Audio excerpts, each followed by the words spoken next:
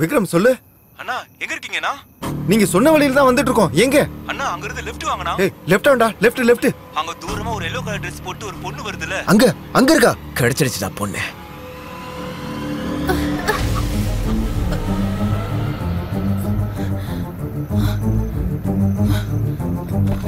வாடி வாடி வண்டியில வாடி போடி சீக்கிரம் எடு. வண்டி எடு. சீக்கிரம் எடு. யாரா நீங்களா?